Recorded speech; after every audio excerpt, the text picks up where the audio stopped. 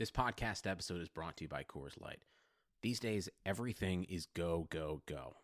It's nonstop hustle all the time. Work, friends, family, expect you to be on 24/7. Well, sometimes you just need to reach for a Coors Light because it's made to chill. Coors Light is cold lagered, cold filtered, and cold packaged. It's as crisp and refreshing as the Colorado Rockies. It is literally made to chill. Coors Light is the one I choose when I need to unwind. So when you want to hit reset, reach for the beer that's made to chill. Get Coors Light in the new look delivered straight to your door with Drizzly or Instacart. Celebrate responsibly. Coors Brewing Company, Golden, Colorado. The Timeline is a Blue Wire podcast. Losing streak. Paul against Randall. Crossover. Pull back. Spin. Throws it up with the basket. Oh, it goes in. Chris Paul with a circus shot. And the Knicks are down 5. Paul, 2 consecutive daggers. This one will serve.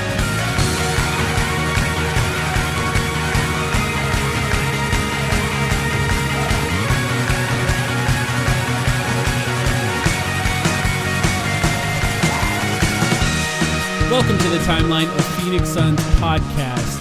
The Suns just finished their road trip 3-2, a win in overtime against the Bucks, a win in Philadelphia, a loss in Boston and Brooklyn, and then ended it with the win against the Knicks. My name is Mike. I'm here with Sam. Sam, how you doing? I'm doing very well. We're coming at you guys a day later than we typically like to. So we gambled a little bit, but I think it paid off for us because it's much more exciting to record right now after that Knicks win as opposed to if we did an episode after that Nets loss yesterday. So it was great. I could talk about this. We'll talk about the entire road trip, and I think that's the reason we're doing this. But I could talk about just that Knicks game forever.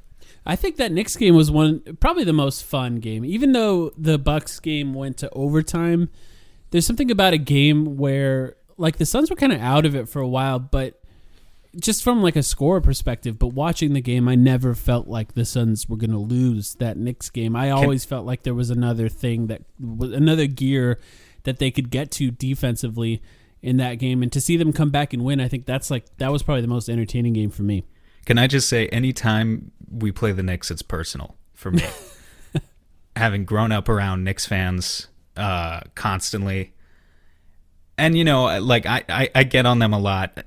Knicks fans deserve to have a good team this year, and they deserve to have good teams in general. They've suffered for a long time. They have one of the worst ownerships as well in the NBA, but it's just personal every time you play the Knicks, man, because that is one of the loudest, most boisterous, just hubristic fan bases you will find. And any time coming into this game, you knew, because every other person with a blue check mark you see on NBA Twitter in the first place is a Knicks fan. And you knew that if they were going to get their 10th straight win tonight, they were going to talk a lot of shit. So when the Suns came out of the gate and they were down by like as much as 15 in the first quarter, my blood pressure was rising, and I was ready to get full on my soapbox and just like yell at Adam Silver about how the schedule's bullshit, the back-to-back suck, which by the way, I'm still totally willing to talk about that. Because that's just been like a shitty thing about the NBA this year. But for them to rally back, get that win, it was personal for me, and it was a great win.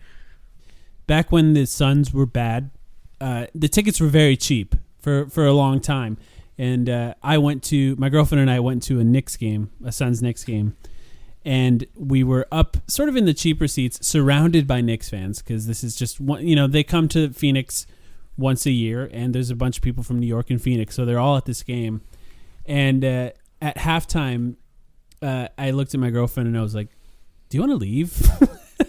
And we just left and went and watched it at a bar.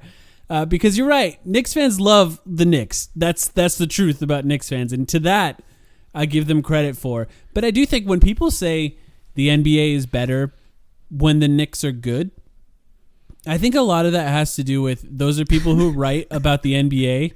And it probably their jobs get a lot easier. Yeah, exactly. The Knicks are good because then they just write, "Hey, the Knicks are good," and they get like 2 million. Yeah, the Knicks are good. Yeah, you just get like a chorus of that in your mentions. It's yeah, it's easier. It becomes a little easier for them. But yeah, the Knicks. First of all, the Knicks are good, and they are actually kind of fun to watch. I've actually had quite a bit of fun watching the Knicks. Obviously, improvements across the board. Here's what's awesome about this Knicks team is that it's not.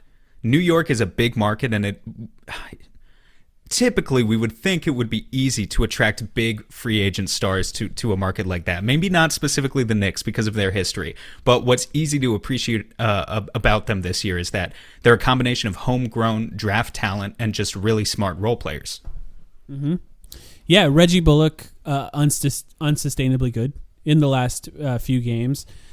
Derrick Rose, sort of a redemption after being bad. I mean, he had some time in Detroit, but Detroit was so bad. Even Julius Randle. I mean, people thought Julius Randle was going to be maybe not as... I mean, nobody expected him to be as good as he is this season. I think one of the biggest improvements for me is watching his passing. He's become a playmaker, like a legitimate playmaker, making nice reads for other people in a way that I never saw out of him. He's not the MVP, but he is awesome. He had, you're allowed to have a bad night every once in a while. He had a bad night tonight, but I would caution anyone who hasn't watched a lot of Julius Randle this year, tonight wasn't who Julius Randle is. And to your point, Mike, I remember a poll, you know how they ask fans like for their opinions during the games, during the team broadcast sometimes. I remember a poll from a Lakers broadcast 2 years ago saying who is most likely to become an all-star, Julius Randle, Brandon Ingram, Kyle Kuzma, or Jordan Clarkson. It was a 4-way poll from a couple years ago. And I remember it's a screenshot that still circulates sometimes. And it was, obviously this was pre-Anthony Davis trade. And it was Kuzma who won that. And there was a point there where people were starting to give up on Julius Randle. It was kind of the Aaron Gordon thing. It was, this guy is 25, 26. We've been saying this is going to be his year for how many years now? And maybe he was a little younger than 25, 26 at that point. But they were just like, maybe this isn't going to happen. And this year he took the leap and really his playmaking, which I'm glad you mentioned, has been terrific. I don't think we saw the full Julius Randle experience tonight.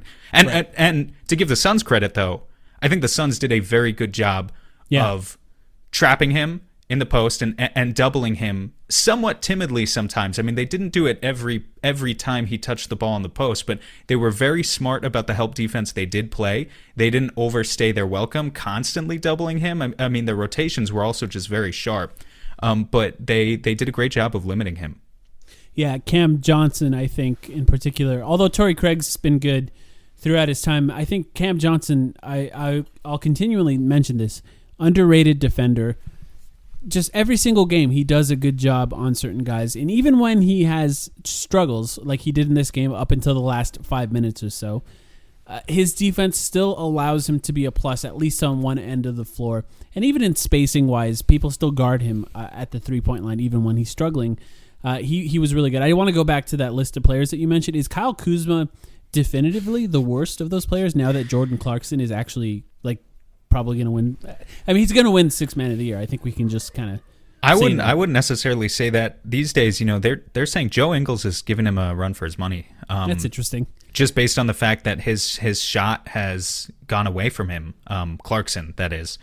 Since the All-Star break. He's just not hitting the same difficult shots he was. So I think that actually might be a close race, ironically, between two teammates. I think it's close. I'd still be tempted to say Clarkson is a better player than Kuzma. Therefore, Kuzma is probably the worst player out of those four. Yeah, that's kind of. And Ingram was just so raw, man. Yeah. But New Orleans has figured the equation out with him too. Ingram is interesting because we're not even talking about the Suns at this point. But we will in a second. Ingram is interesting to me because he's really good and he does a lot of things well. But I just feel like there is something so far missing in his decision-making part of his brain a little bit that just doesn't allow him to utilize all of those skill sets in the best possible way. It's actually how I felt about, and still kind of do, feel about Zach LaVine in a lot of ways, where Zach LaVine can do so many things well, but there's a reason I feel like teams with Zach LaVine on them are never that good, because he continually makes bad decisions, and sometimes those shots go in, to his credit, but defensively is where it becomes somewhat of a problem. But yeah, that's kind of an interesting, that whole Lakers group sort of fanning out across the league, and all of those players being, I think, positive players. Even Kuzma, I think they signed him to a good contract and has become a pretty good defender. It's kind of interesting, sort of redemption for them. But yeah, the Suns won against the Knicks. We're recording about an hour after that game, an hour and a half after that game ended, and it was a fun game. And I think Devin Booker was kind of the story of this game early, especially because nobody else really had it to start this game. There's been some weird panic about Devin Booker. It feels like there's this ebb and flow with how fans feel about him now that the Suns are good, where previous to this, when the Suns were kind of not good, Suns fans just kind of had his back at all costs, and there's still a lot of those for the record. But there's like this group of Suns fans that if he's not good for a 2 or 3 game stretch, they start panicking immediately. And then of course he's good for 5 games in a row. And here's the thing: we're online too much. Yeah, That's true. It really just describes the ebb and flow of a lot of this stuff. But I thought this was the quintessential Suns experience tonight, in the sense that I don't think it was just Devin Booker. I think we had that experience with every player, which was kind of ridiculous. Also kind of awesome though, because it speaks to all of the critical role players on this roster stepping up in the right moments. But as you read through the tweets on Suns Twitter, myself included, I just react to things as they come in throughout the game. There were hints of Booker's not giving us enough. Booker needs to give us more. Mikal Bridges and Cam Johnson, they can't buy a shot. They need to start hitting their shots. DeAndre Ayton's not bringing the energy. That one was me. He needs to be more energetic. Chris Paul, we need a run from Chris Paul. We got a run from Chris Paul. But it kind of speaks to everything about the Suns this year, because I've watched every game. We've covered every game. We've talked about every game, and still I feel like there's no neat, tidy narratives that just describe the Suns' play this year. It's just kind of been a lot of different guys going on various runs and leading to this collective fantastic record and the situation where you're second in the Western Conference. But that ebb and flow has been there with everyone. It just hasn't been like one superstar. And this, again, we talked about this on our YouTube channel last week. Is Chris Paul or Devin Booker the MVP? This is why I think neither guy is the MVP, because there just hasn't been that guiding force, that steadying hand that you can count on in every single game. But that doesn't mean it's not a terrific team, as we're seeing. Is that good or bad? It depends how you spin it. Right, That's because all. a lot of what it comes down to in the playoffs is big players, like big stars making big plays. That's a common thing in the playoffs, and we've talked about it a lot. It's not just the lights are brighter and the stage is bigger. No, it's that teams know your plays better. They switch more. They cause your plays to break down more, and that means that things are sort of broken down to more of an isolation game in the playoffs. So big stars coming up big often means, can a player score 1-on-1 or 1-on-2 sometimes against good defense where they understand exactly what's coming? And, to your point, the Suns don't really have Giannis, for example, or even LeBron. As good as Anthony Davis is, LeBron is the engine that runs the Lakers, of course. Damian Lillard, Luka Doncic. There's no like ultra transcendental like star like that. I mean, obviously Devin Booker and Chris Paul are there, but it's different in how they play. There's a nuance to it, I think. It doesn't bother me at all that the Suns don't have a Giannis or a Luka, because those are the types of guys where the offense is built around them to give them the ball every single possession and then get out of the way. Consider what happened with the Knicks tonight. In fact, Dan Devine from The Ringer was just talking about this. This is why he was saying the Suns are so good, is because Devin Booker went into the fourth quarter with 30 points. The last few minutes of the game, the Knicks were sending 2 or 3 guys at him, trying to trap him on every pick and roll. The fact that Booker was able to give it to Chris Paul as his plan B, and we saw Chris Paul do what he did in the final minute, that's actually very encouraging for the Suns. That's awesome. That says to me that, I mean, we knew this all along, right? Because they're like the 6th, 7th best offense in the NBA, right? But they are clearly an elite offense. Doesn't necessarily mean they're the best offense. You don't always need to be the best offense to win the finals. But where I think you can make the distinction is, okay, Luka doesn't necessarily have those teammates. He doesn't have that plan B. Even Giannis doesn't necessarily always have that, in my opinion, with Chris Middleton or Drew Holiday. But now you go over to teams like Brooklyn, who we played this week.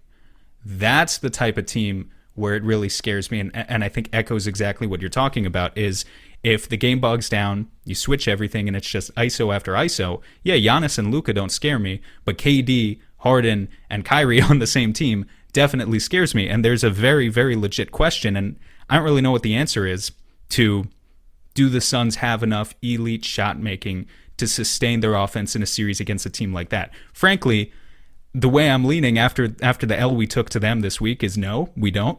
And if Brooklyn is fully healthy, they're going to beat anyone. But I guess you never know. I feel like every single team, including the Lakers, are hoping, and I don't want to say this in the worst possible way, but they're hoping that somebody tweaks their ankle a little bit on that Nets team, because how do you guard that? We're just talking about it. The what you're talking about, I think, is actually really interesting. Philadelphia was a good example where Philadelphia has one Matisse Thybulle.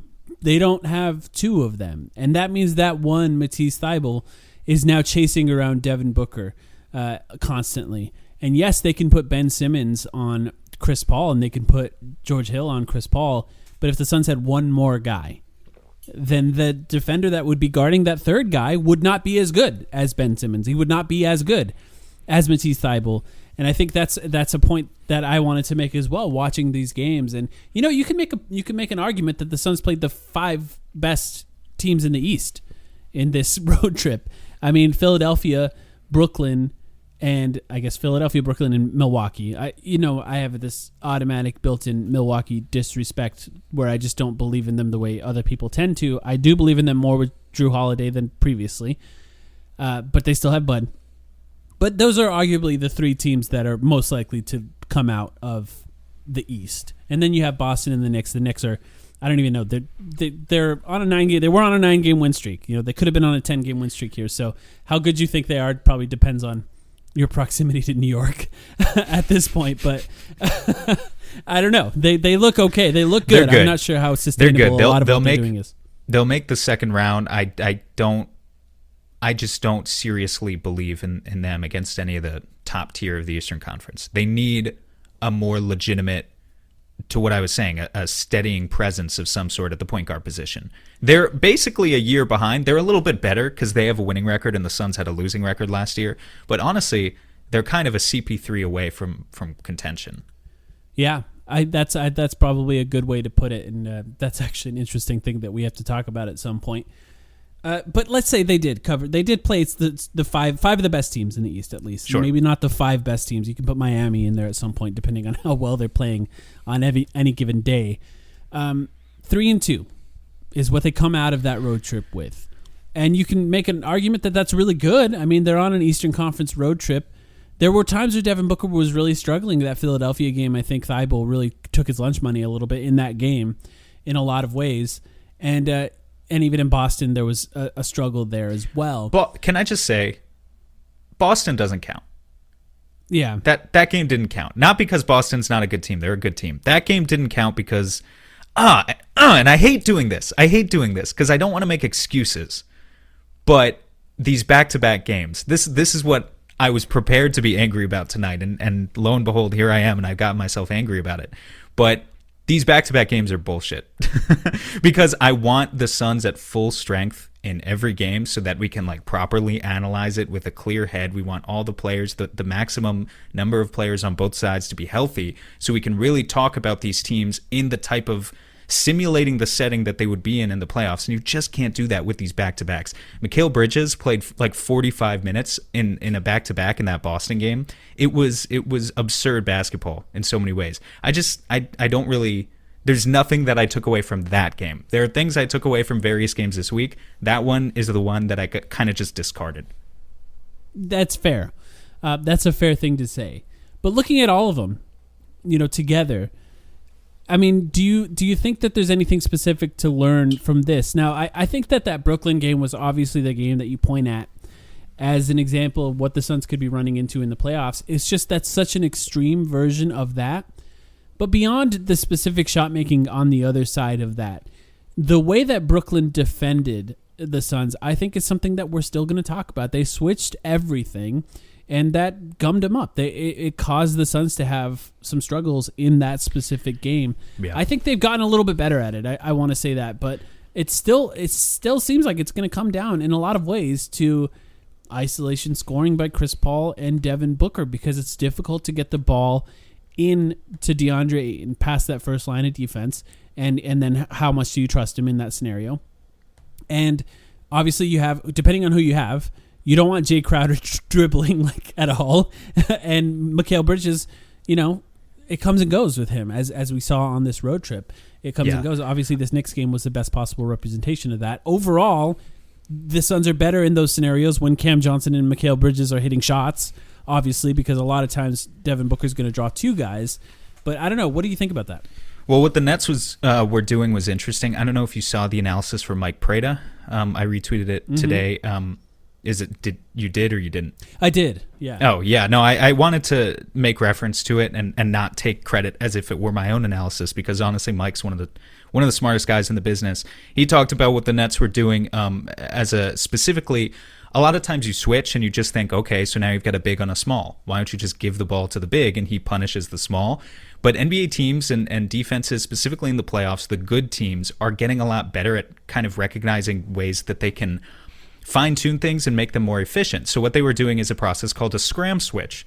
They would switch. If you had DeAndre Ayton come up and screen for Devin Booker at the top of the key, the Nets are going to switch. That's their initial action. And so Mike was breaking down this, Mike Prada, not you, Mike, was breaking down this play where Tyler Johnson switched onto DeAndre Ayton. The Suns rotate the ball. They're trying to get the ball to DeAndre Ayton in the post because Tyler Johnson, that's a 6'2" guy. You're very happy to attack that.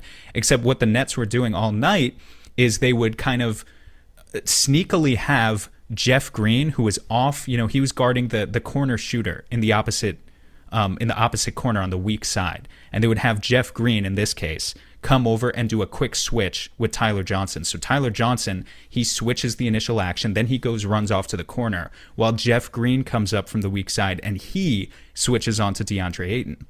So ideally, you're trying to punish the switch. You want Ayton on Tyler Johnson. Instead, what you actually get is him guarding Jeff Green, who's a little bit smaller, but is still like a 6'8", 6'9" guy. Not a matchup that you can just go to DeAndre Ayton to again and again and expect him to be able to punish that to the level that you would necessarily like. So by doing this, the Nets really neutralized a lot of what the Suns were able to do. And you might say, okay, while they're doing that scram switch, while Tyler Johnson and Jeff Green are kind of figuring out where exactly they're going, doesn't that mean someone's open? And yes, it does mean someone's open. It means that corner shooter is open. There's always going to be an open shooter on the perimeter while that process is going down. But at actual NBA game speed, you have to be very, very precise with your ball movement. And this is where so much depends on DeAndre Ayton's ability, and we're asking so much of him at a young age to really recognize the right reads almost instantaneously and just fire bullet passes off to the right guys. And not to mention create for himself by kind of dribbling into those post mismatches. So it's more difficult than just Ayton has a small guy, feed it to him. I guess that's all I'm really trying to say. And really what the Suns need to do to beat defenses when they start getting that smart and precise about it is actually quite difficult. And I thought Mike did a great job of breaking that down, and Brooklyn just did a fantastic job of demonstrating that to us the other day. Yeah, the scram switch is something that I've talked about too, because the Suns are good at it. The Suns are actually a team that's become very, very good at that. Especially when Jay Crowder is on the floor. I think Jay Crowder might be one of the best players in the NBA at recognizing a mismatch on the weak side, so where the ball is not. If players switch and there's a mismatch, he's the first to sort of push a guy in the direction to the better matchup for the Suns and take whoever the bigger guy is underneath the basket. So the Suns are actually really good at that too. But yeah, it's something that it makes every team struggle a little bit, and ultimately it's as simple as a lob pass takes longer to get to like DeAndre Ayton under the rim, and that gives defensives more time to react to that. So a chest pass can be a split-second pass to somebody in the corner, and they can catch it. A lob pass takes a little time. It takes a little more precision. I really like what Mikal Bridges does. I think I've seen Jay Crowder do this too. Yeah. But I think Mikal is the best at the team of he'll be in the corner, just spotting up for a shot or whatever. Yeah. And he's not getting the ball, and he sees that the Suns are struggling to make that entry pass from the top of the key to DeAndre Ayton, so he cuts to the middle of the floor. It's very textbook, very middle school fundamentals type basketball. Mm-hmm. He cuts to the middle of the floor, catches the entry pass right at about the elbow, and then feeds an easier lob pass to DeAndre Ayton. It's not, You can't run your entire offense that way, no.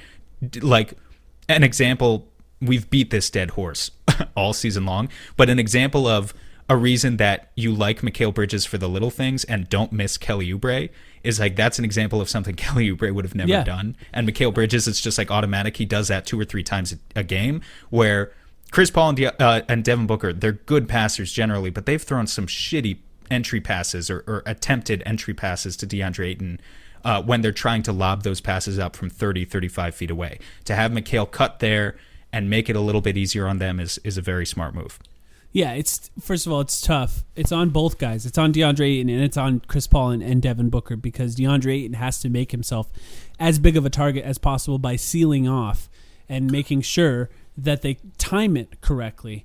And then the guys that are throwing the passes have to make proper passes. For Mikal coming from the corner like that, they call that flashing to the middle of the floor and catching it in the free throw line area. And I just want to point out once again that one of the things that the Suns need the most against the type of playoff defenses that they're going to face is playmaking from that exact area of the floor, which is around the free throw line. Because when teams sell out at the three-point line and they sell out at the rim, there is an area in the middle of that at the free throw line where playmakers can do a lot. But usually you have to catch the ball there, because if you're dribbling, there's going to be a defender in your face. For Mikal Bridges to be able to come up, catch the ball there, and make the right read, I think is brilliant. And today I thought it was really interesting because there was a specific time where he flashed from the corner to the free throw line. Devin Booker passed it to him at the free throw line, and nobody came up to guard him, so he just shot it. He just shot the mid-range shot, and he hit it. Right. And that's an important thing, too, to be able to make that read in real time. And the confidence to shoot that mid-range shot is not something that's lost on me, because he was not doing it earlier. It's really just a this season thing, a development for him. And it's really important. And actually, this is something that's tough because we haven't talked about it yet. 2 guys are injured, Jay Crowder, Dario Saric. The importance of Dario Saric in the playoffs is that he's pretty good at playmaking from that area. And the fact that he's been so bad lately is going to be a problem for the Suns if we can't get it right, because having a guy off the bench that can do what Mikal Bridges did in that scenario would help a lot, especially at the big man position. Yeah, just staying with Mikal for a second, that's kind of what he's had to figure out this entire year, is that experience of sometimes he has gravity, sometimes he doesn't. He goes up against some defenses that are willing to concede open shots to him, and he's like, okay, I'll bury 40+% of my threes and make all my shots at the rim and make you pay for this. And then other teams, which actually now want to chase him off the 3-point line or guard him heavily contested when he gets into that mid-range spot. So it's got to be a very weird experience for him, because he's still figuring out exactly how well respected he is by defenses when he goes from team to team. But I do want to give him a shout out. You kind of began this whole conversation saying, hey, the Suns need a tertiary playmaker/scorer. Mikal Bridges, over this 5-game road trip, averaged 16.4 points per game.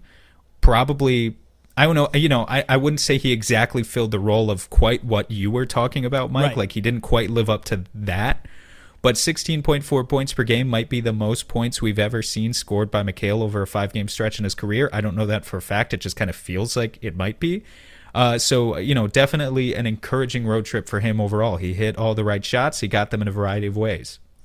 Yeah, it's especially nice because his 3-point shot was not really falling the way that it has been throughout the season. So to be able to find ways to score without that has been huge. And I think that's why he continues to be a more valuable player than basically anyone outside of Chris Paul and Devin Booker, because like Cam Johnson struggles when he doesn't hit that 3 in ways that Mikal Bridges does not. Mikal Bridges can get out there on fast breaks. He can find spaces in between. And his finishing has become so creative, something we talked about last week with Dan, that he's capable of finishing. There was a really nice and one in this Knicks game where he found a way to go up and under, something that I don't know if we've seen him do with his left hand. And that was just one of those things that he just keeps adding things to his game. There's one thing I wanted to talk about. I have a few things that I made notes of.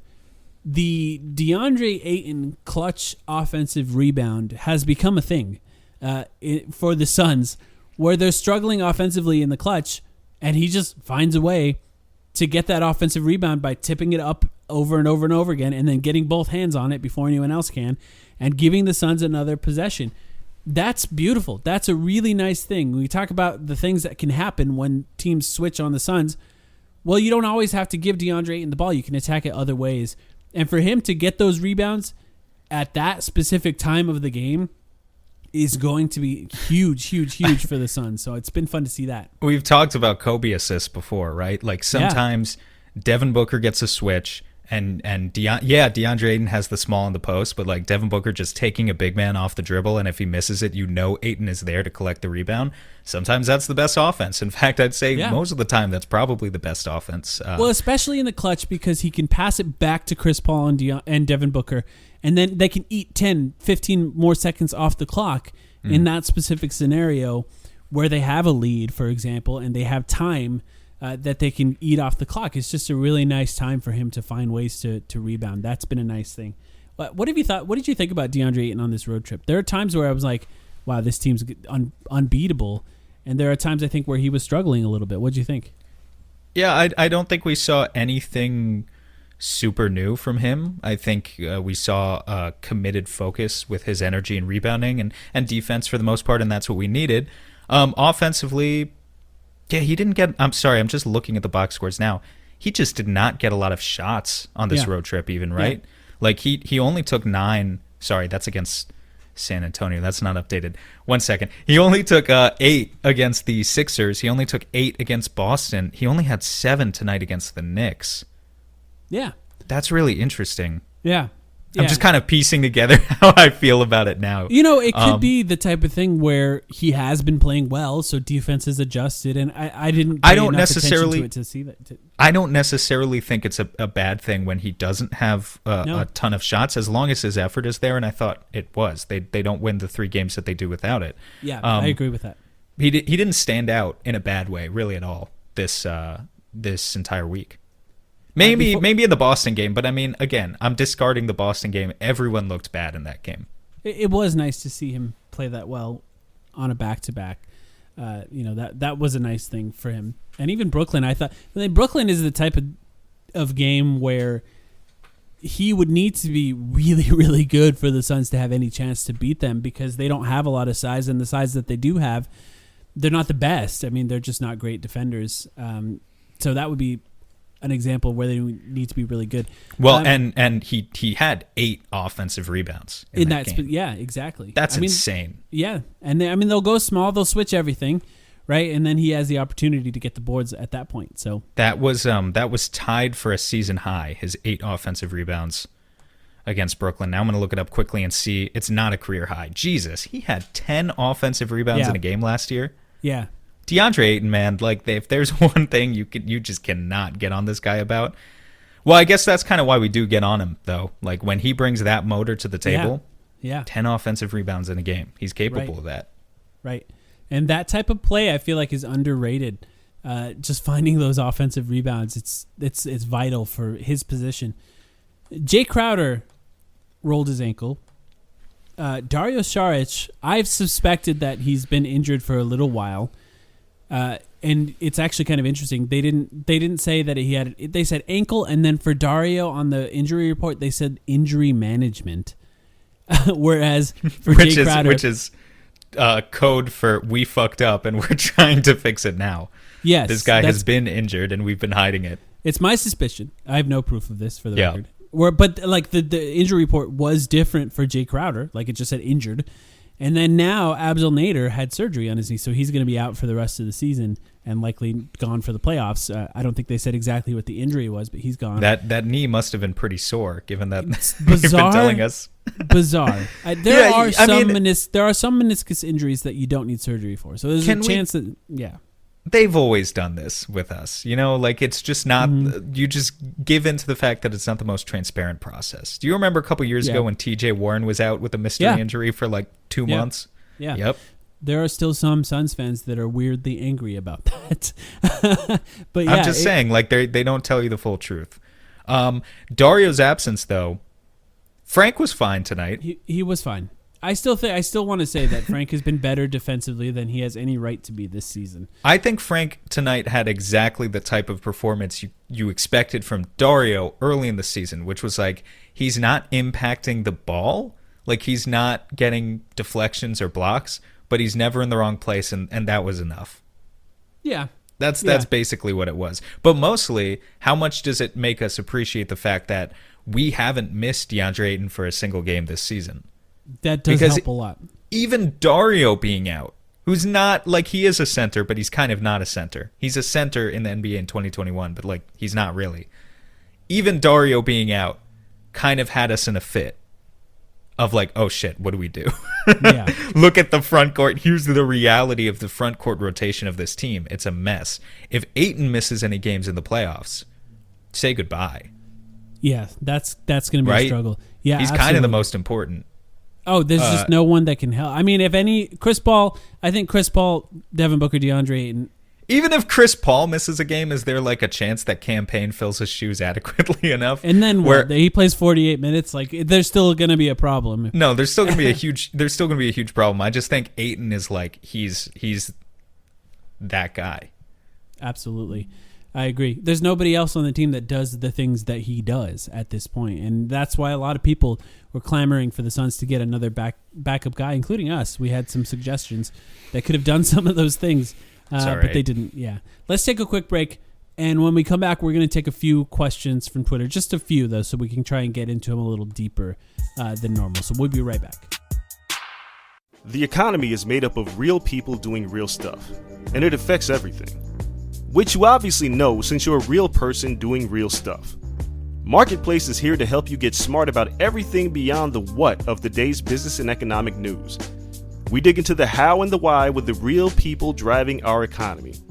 From big tech and interest rates to small businesses and what's happening at the Fed.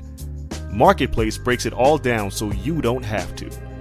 Listen to Marketplace wherever you get your podcasts. Sugar Ray Leonard, Roberto Duran, Marvelous Marvin Hagler, and Thomas Hearns. Legends, whose four-way rivalry defined one of the greatest eras in boxing history. Relive their decade of dominance in the new Showtime sports documentary, The Kings, a 4-part series premiering Sunday, June 6th, only on Showtime. All right, we're back. Thank you to everyone that asked us questions. We're just going to go through a few here so we can get a little deeper into them. First one was from Ryan Lithgow. He said, how confident are you that the Mikhail Cam Book shooting slump is just a slump and not a result of teams figuring the Suns out, especially with the switching in Devin Booker's case, he noted, which I thought was a good question. What do you think about this one? Yeah, relax. No, I mean, like, I don't mean it in a demeaning way, obviously, but it's like, you guys got to calm down with this. The slumps, when they happen, are just slumps. The shooting will come back to everyone. If you watch the Suns' offense and the way the ball whips around, they're still getting the shots that they intend to get. They're generating the right shots. They're getting a lot of open shots. I am not worried about those guys at all. I think they'll have good weeks and bad weeks. And really, Mike, I think this is the sad reality, if you want to call it sad, of the NBA in 2021 is when every other shot that you take is a three-pointer, and we know that three-pointers have so much variance, and teams have good games and bad games, they have good weeks and bad weeks, well then, sometimes you get caught just having a really terrible luck one week in the playoffs, and you get eliminated because you have a couple of 40% three-point shooters who only shot 25% that series. It's entirely possible that sort of thing happens, but I'm not actually worried about any of these guys. They're going to regress positively to the mean. They'll regress negatively to the mean at other points in the season. So they're fine. Yeah, and they all need to shoot. They all need to shoot, including Booker, who's technically the worst three-point shooter of those three guys. They need to continue to shoot, and I have different thoughts on each of these guys. I want to say that I love Eddie Johnson, but when these guys miss three-pointers, the solution isn't automatically to drive into other defenders and take different shots. They can continue to make other three-pointers if they continue to shoot. Devin Booker talked about it post-game. He said at halftime of the next game, he talked to Cameron Johnson and Mikal Bridges specifically and told them both to continue shooting. He said, forget about the mental side of it. What that means is don't be not confident in your shot. Just be confident in your shot and continue to shoot those shots. Because the thing is about those guys, they will find times to attack the basket and score. But when they are open from the 3-point line, they need to shoot those shots. It's not just about making them. It's also about forcing the defense to react to them at the 3-point line, because that opens up driving lanes for Chris Paul, Devin Booker, and it allows DeAndre Ayton to play one-on-one against smaller defenders in the paint. They need to continue shooting. Now, with Cameron Johnson, I think that his shooting slump coincided with breaking his face. So I think it's fair that he's had a shooting slump. Point. Yeah. He was scorching hot after coming back from COVID, and then he broke his face, had one good game, and he's struggled a little bit since then. I don't think that's a coincidence. I'm not really worried about that. Have you ever played with a face mask? Or have you ever broken your nose? No, I've played with goggles, and that's tough enough by itself. But I don't know. Have I broken my nose? I don't think I've broken my nose. But yeah, I imagine it affects your shot. Just anything that makes you think. Anyone at home who's broken their nose, I bet there's at least one of you out there. Yeah. Let us know if that affects your shot. I feel like it would. I'm still very curious how he did it. The implication, they never said, oh, he took an inadvertent elbow. They said something like, oh, our practices are really intense and I take the blame for that, implying that someone punched him in the face, which I find hilarious. It could be a very, like a Steve Kerr thing. Maybe he got in Chris Paul's face and Chris Paul just punched him or something. There's no way. Chris Paul's an intense guy, but he's not going to do that during a practice. I don't know. I've seen him punch Rondo. Maybe he accidentally spit on Chris Paul. Okay, Rondo's was on purpose. But okay, let me move on. Cameron, that's what I think it is. I think it's a lot has to do with the fact that he's hurt. His face is broken. Mikal Bridges, there is part of me that worries a little bit when he goes through slumps because his form has been somewhat of a roller coaster with how he shoots over the course of his career. So there's a part of me that gets a little more worried about him than others. But as I talked about earlier, Mikal has found so many other ways to score outside of his 3-point shot that I'm not really that worried about it. And even with him, I think the 3-point shot is fine. Devin Booker, I think, is interesting. Devin Booker struggled a little bit in these last few games, and I actually don't think it was as a result of switching. I think that Devin Booker struggles the most when he plays slightly indecisive. That means that he waits a little bit too long to drive. He tries to pass before he shoots. Just little things like that. The last 2 games, I think, Brooklyn and New York and the Knicks, both of those games, he looked decisive. He looked like a guy that knew exactly when he was trying to score. He looked like a guy who knew exactly when he was trying to find other guys to score. And I think that little bit of doubt, that little bit of hesitation in his game is what he struggled with earlier in the season, and I think it's what he struggled with in the last few games. And for him, if it means he's trying to find other guys and get them going, it's fair. But I think when it comes down to it in the playoffs, I have a feeling he's going to be a little more decisive in understanding that his role is going to be scoring as many points as possible in the playoffs. So for him, I'm not worried about it. But I do think it's different than Mikal and Cam Johnson. And I think that little bit of decisiveness is what caused it. What do you think? Yeah, I'm mostly not worried. I think there were a couple of worrisome possessions in the past few games. One that sticks out in my head is that Knicks game that happened tonight. He did draw a switch, and maybe he had the ball. I can't remember who was guarding him anymore. He had the ball a few feet behind the 3-point line and kind of just stood there for about 7 or 8 seconds straight before he just. That was Randall. That was Randall. A second Knicks help defender started charging him in the last few seconds when they realized, the shot clock's running out. He has to shoot.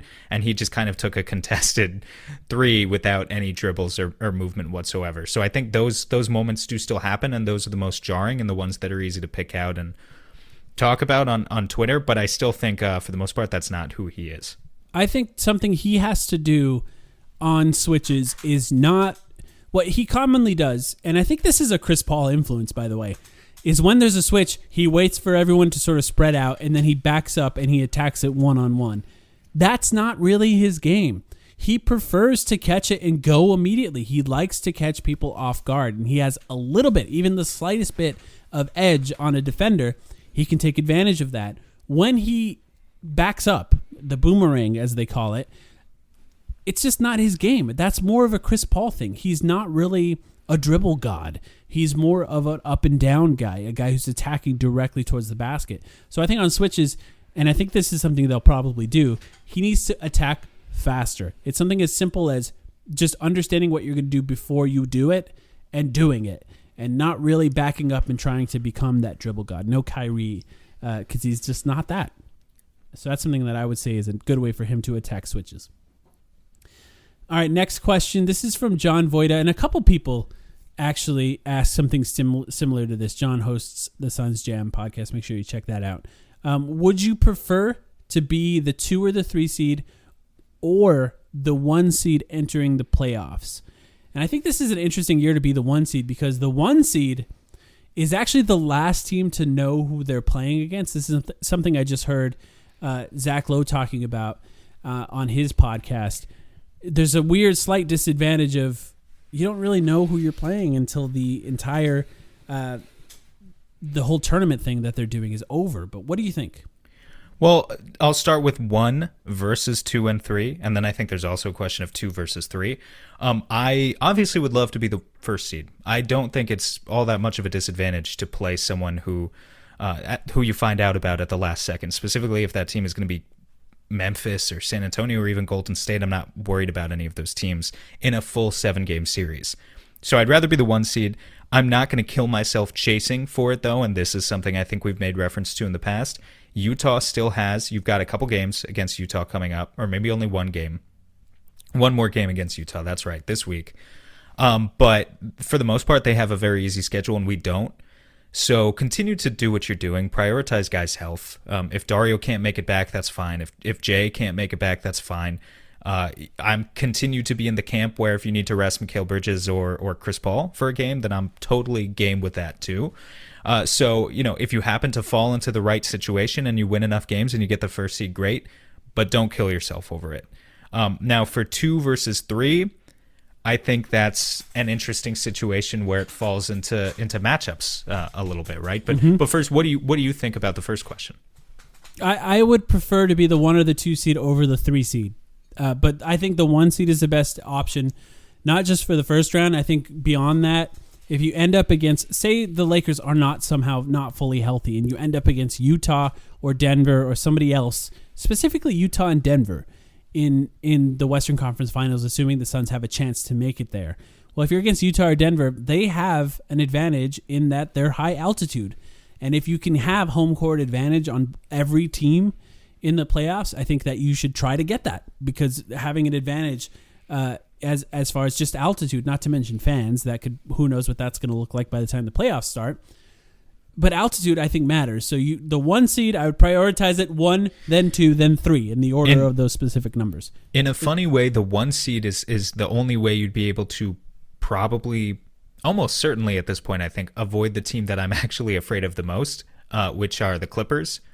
If you were the 1 seed, you wouldn't have to play them until the conference finals. I think you have a better chance of beating the Lakers in a second-round matchup than the Clippers. That's my current take. Well, and look, if we end up as the 3 seed, there's a chance you play the Lakers in the first round. Right. So that's why you don't want 3, because we don't want the Lakers to fall anymore. And in fact, let me check real quick. The Lakers won today, which is very good. There's 22 seconds left, and Dallas is down by 7 to Sacramento. So I'm going to go ahead and say Dallas lost today. The Lakers won. That's very good news, because you don't want LeBron, first of all, is coming back soon. Anthony Davis is already back. With LeBron coming back soon, I think it's looking more and more unlikely with each passing day that the Lakers would fall to 6th, and that you'd have to play them in the first round. Yeah. Clippers and Jazz both lost today as well. Just going to point kind that of out. The ideal day for the Suns, actually. Yeah. Well, the Suns do play the Clippers and Jazz as the only 2 games this week after that. So they have a chance to steal the 1 seed at some point this week and have a more significant lead over the Clippers, who have been creeping. The Clippers have been playing very, very well. I tried to tell people that Rondo matters. I know that he's not the only reason, but they didn't have a point guard. They really didn't, and Rondo helps a lot in that case, and you can see it happening now. So I guess we're sort of on the same page there. 1 seed is the best option, followed by the 2 and the 3. Yeah, I would say so. And now that we say it out loud like that, it's like, duh, right? But it didn't exactly feel like that, answering the question. All right. Another question that people are asking about is the backup center minutes. This is essentially, at this point, people are mostly talking about whether or not Craig should be playing the backup center position instead of Dario. Man. People are really worried. Some people Dario. are even throwing in Frank Kaminsky in there as to whether or not Frank Kaminsky should be getting minutes at this point. Guys, what we have is what we have. Like if there were legitimate reasons to be worried about this, but we talked about this. You had to go out and get Dwayne Dedman or Gorgie Jang. Like, now is not the time to panic about this stuff. You can't afford to. Dario is your guy, for better or worse, and I think you can afford to play Craig there in spot minutes against certain matchups. And I think that versatility will come in handy. But Dario's still your guy. Yeah, who knew? I guess you knew that Khem Birch was going to be available too. I mean, that would have been nice. Hey. He only wanted to play in Canada. He really wanted to go back to Canada.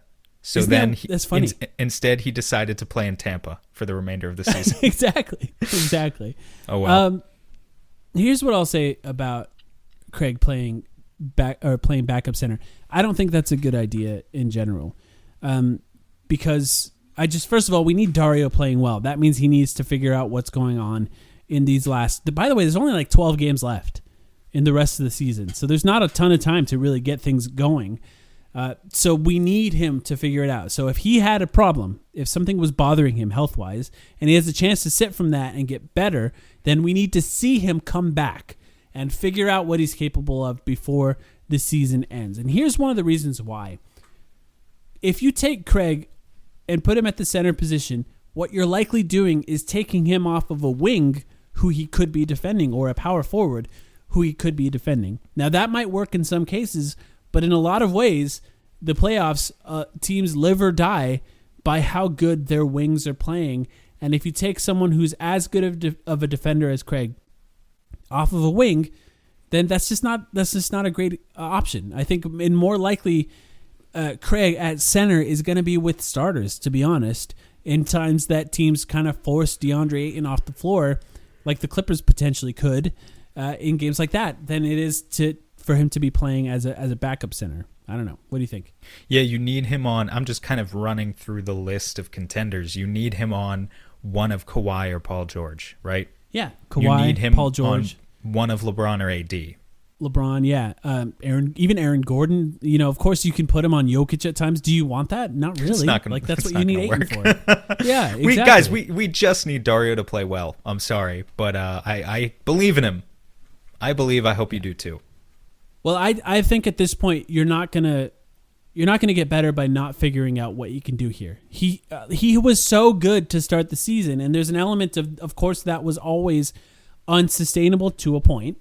So there's no surprise in him not being as good, but recapturing some of that magic I think is not impossible, and that's the best possible scenario for the Suns. Is they have more players playing well than replacing one player that was playing well for another. It's the best case scenario is that they both play well. So we'll see how that goes. We kickstarted a Dario Saric 6th Man of the Year candidacy a few months ago. That's true. Like, just don't forget. We made that popular enough to where Kevin O'Connor put in his power rankings one day. I remember he did this. Mm-hmm. He said Dario Saric is coming up close behind Jordan Clarkson for 6th Man of the Year. Like, it was a legit thing that a national analyst said. Just have some faith. Have some faith. I think there's a reason the man has looked worn down over the past few weeks, and hopefully he comes back looking healthy. Listen, I've made the Dario LeBron comparison before, and you know what LeBron likes to do? Take 2 weeks off in the middle of the season, comes back fully healthy, fully energized for the playoffs. That's what Dario's doing right now. We'll get that LeBron back. We have plenty of Ayton stands on Suns Twitter, but where are our Dario stands? Except for Dario Party, I know she exists, but other than that, we need more of a cohort. If you were not willing to hear any criticism about DeAndre Ayton early in the season, then I don't want to hear it coming from you about Dario Saric. That's all I'll say. Last question. Friend of the podcast, Serge, asks, what's the correct way to eat a burrito? Now, Sam, you live in, well, Northern New York. I'm not going to give away where you live. In New York City, I think they're probably very good burritos. I don't know if they're as good as down there, but is there I think good they're Mexican respectable. food where you live? Where I live, Yeah. I mean, there's Mexicans everywhere at this point. yeah, there are. I mean, look, in any major city, I live in a top 50 to 75 city in the U.S. in population. It's fine. I think it's suitable. If you go anywhere outside the city, it's god awful, though, obviously. And you know what? Probably, like, even if I brought you to a joint around here, you would not be impressed. So let's just go with no, because I don't want to offend anybody. There might be. Maybe you just haven't found it yet. First of all, tacos over burritos, if we're giving burrito opinions here. And I love burritos. I'm just saying tacos are great. This conversation came out of somebody on Sun's Twitter. I'm not going to call him out by name because this is an awful take. Said that you shouldn't be putting salsa on your burritos as you eat them. That's insane to me. Put whatever you want on them. But also, Mexican food is the best when it's really spicy, in my opinion, because I grew up eating it really spicy. So the correct way is to put salsa on every bite that you're eating to ensure that it's spicy on every bite. I like to lay it out one ingredient at a time. Yeah. So that you can just bite into it. You bite into a solid 2-inch pocket of sour cream, and then you hit the cilantro layer. It's really good like that. Yeah, you just eat a tortilla with just rice only for like 5 or 6 bites, and then just beans, and then just cheese. Yeah, that's the best way to do it.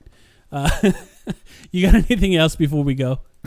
No, I think people have tolerated us enough for tonight. We've got 2 super important games coming up. The grind continues. Yep. Maybe you'll hear from us later this week if there's a good outcome in one of those games. I don't know. We haven't decided yet. Yeah, if there's a reason.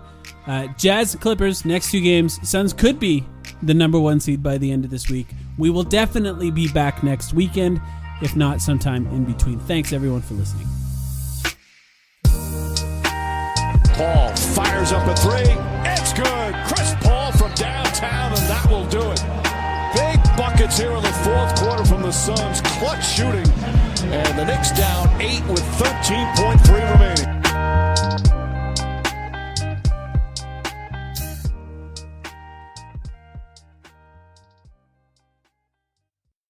Sugar Ray Leonard, Roberto Duran, Marvelous Marvin Hagler, and Thomas Hearns.